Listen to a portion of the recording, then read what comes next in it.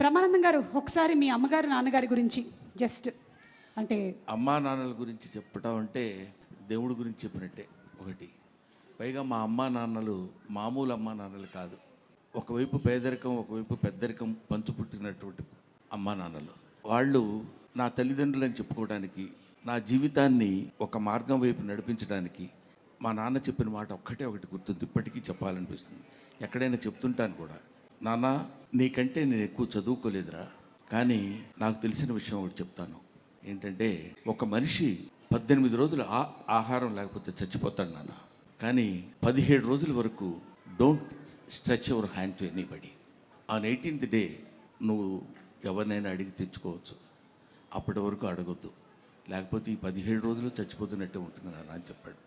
Still ఇవాళ వరకు ఎవరు నా జీవితంలో లెక్చరర్గా చేసిన దగ్గర నుంచి ఇప్పటి వరకు నేను అప్పు చేసి కానీ, అప్పు ఎప్పుడు తీరుస్తారని ఎవరిని అడగటం కానీ నాకు తెలియదు. అది మా నాన్న అమ్మ నాకు నేర్పినటువంటి ఒక అద్భుతమైన పాఠాలు. ఎన్నో పాఠాల్లో ఇదొక పాఠం. Thank you so much Brahmanandam గారు.